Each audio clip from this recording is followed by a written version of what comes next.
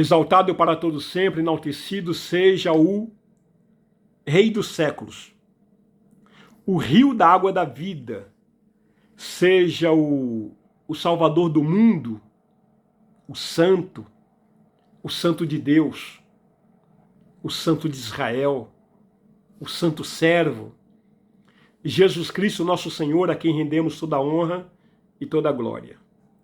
Amados, é com grande alegria que estamos juntos novamente para o estudo da palavra do nosso Deus. E agora estudaremos na aula de número 262, Palavra Poderosa. O tema que estamos trazendo nesses estudos diz respeito à libertação financeira na sua 5ª edição. E dentro de uma abordagem estamos falando sobre prepare-se para receber más notícias. Já falamos sobre a condição de perder e agora, nas aulas anteriores e agora continuaremos, estamos falando sobre prepare-se para adoecer. E falávamos que vários servos de Deus, elencados aí na Bíblia Sagrada, está revelado que adoeceram. Estamos tratando da questão da doença de Emã, que está ali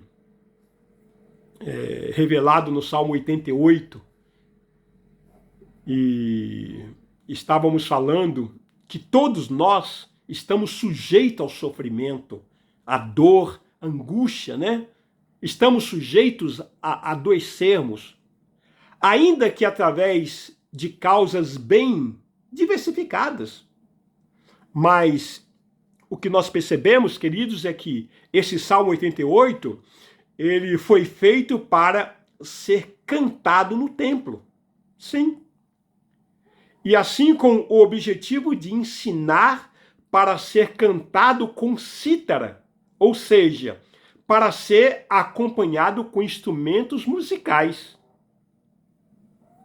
E assim tinha como objetivo expressar a persistência do servo de Deus em meio ao sofrimento, em meio à dor, algo que é extremamente necessário aprendermos nos dias de hoje.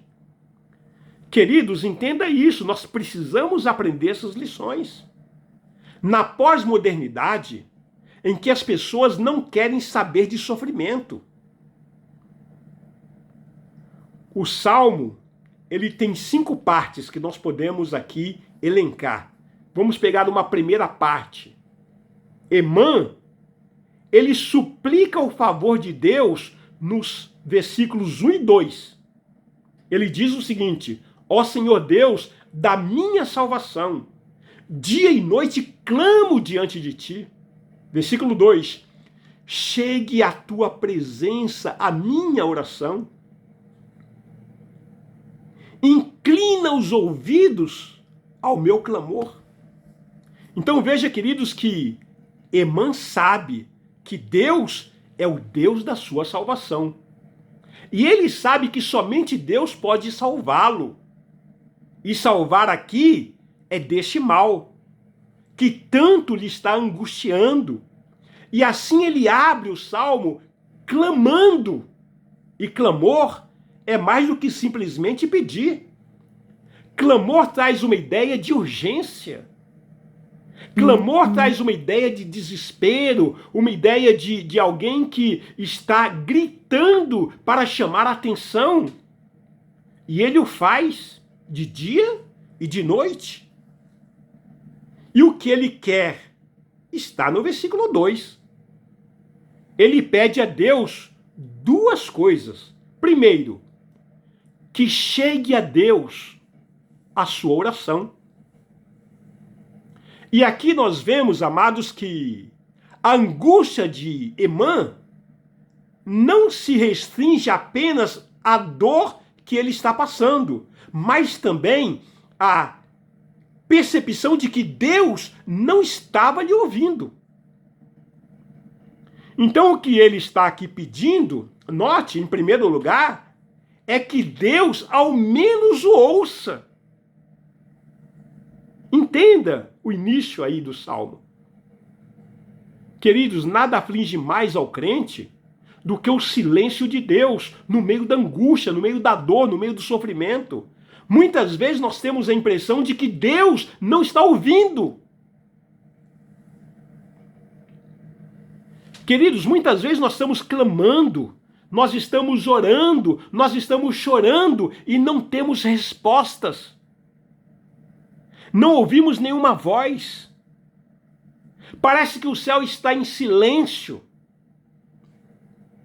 Parece que o céu está fechado em relação à nossa petição, em relação à situação que estamos passando. Permanece dia após dia e nada parece mudar. Por esse motivo, a primeira petição dele é uma audiência. Ele está clamando por ter uma audiência com o Todo-Poderoso. Queridos, a impressão que nós temos aqui é que Deus está sentado na sala do trono, em seu palácio, em toda a sua majestade e soberania, onde somente serão atendidas, serão introduzidas à sua presença as pessoas a que ele permite. Essa é a impressão que nós temos. Pense, por exemplo, no caso da rainha Esther, Hadassa. Diante do rei Assuero, diante da urgente necessidade de interceder pelo seu povo, Esther, ela se vê na necessidade de entrar na presença do rei. Porém, veja bem, ela precisaria de ser aceita. Havia necessidade que o cetro real lhe fosse sinalizado, lhe fosse estendido para que ela tocasse, para que assim ela recebesse autorização. E a figura aqui é esta. Emã suplica a Deus, dizendo: Deus, me dá permissão para que eu chegue diante de ti. Deus, permita-me apresentar-lhe a minha petição. Dá-me atenção. Inclina os ouvidos, Senhor, ao meu clamor. Amados, porque a impressão que nós temos é que o Senhor não está ouvindo. Essa é a impressão que nós sentimos no Salmo. Estou clamando dia e noite, diz o salmista. Aqui nós entendemos que a dor até suportamos, porém o silêncio de Deus, amados, é insuportável. Não dá para suportar. Ficamos desesperados. E assim no versículo 3, até o versículo 5, já encontramos a segunda parte. Emã expõe a sua situação agora, segundo que a sua oração será ouvida. Ele está seguro disso. Ouvida por Deus. Ele busca Deus por socorro e assim ele usa 3 figuras para expressar o seu desespero. Pois a minha alma está farta de males, e a minha vida já se abeira à morte. Ou seja, não aguento mais. E aqui não são males morais, são males circunstanciais. Ele diz: sou contado com os que se baixam à cova. Ele já se considerava morto. Sou como homem sem força. Aqui Emã revela que a vida dele já está no limite, já estava no limite. E que não restava nenhuma possibilidade de continuar suportando aquela dor, suportando aquela aflição. No versículo 5, atirado entre os mortos, como os feridos de morte que jazem na sepultura, dos quais já não te lembras. São desamparados de tuas mãos. Querido, essa terceira analogia que ele usa aqui é de um soldado ferido no campo de batalha. Pense comigo, vamos voltar um pouco à história. Naquele tempo, quando um soldado era ferido no campo de batalha, ele era deixado para trás, para morrer. É verdade, exatamente assim. Não tinha primeiros socorros, não tinha equipe médica, não tinha helicópteros, não tinha Cruz Vermelha.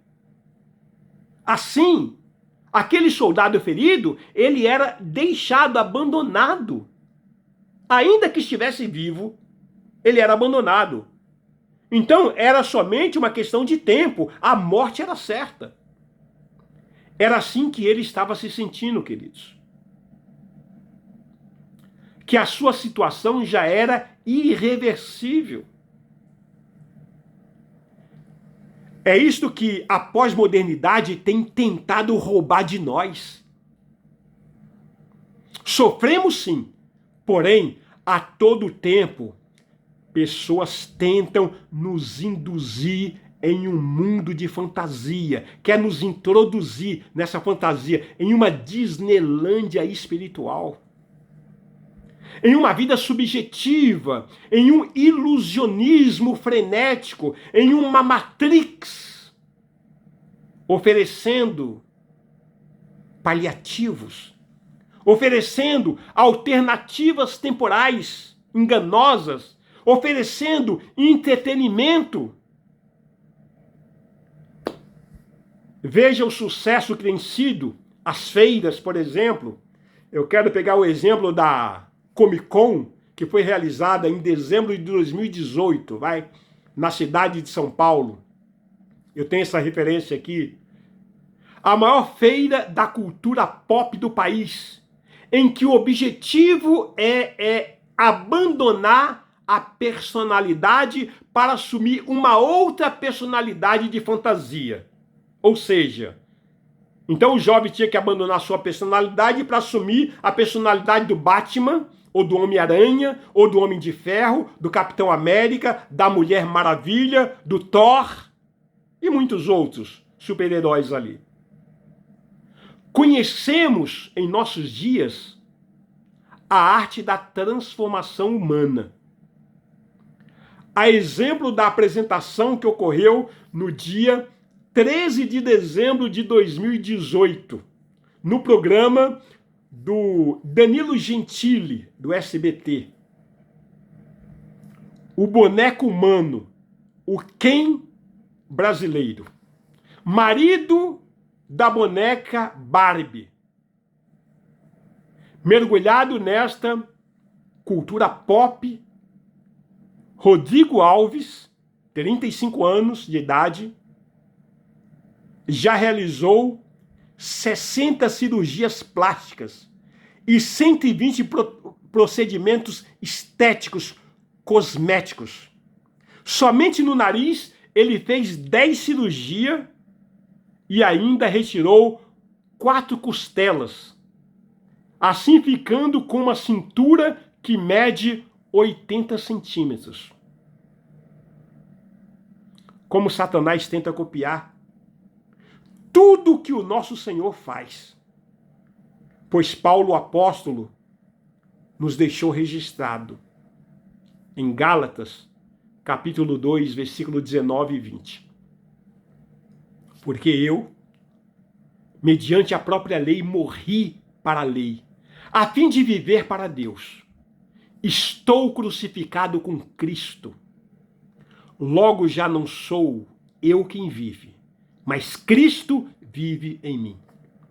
E este viver que agora tenho na carne, vivo pela fé no Filho de Deus, que me amou e a si mesmo se entregou por mim. Que Deus te abençoe grandemente, queridos. Até a próxima ministração. Que Jesus guarde a sua vida, a sua casa, e o Senhor dos Exércitos seja a sua retaguarda. Até a próxima, em nome de Jesus.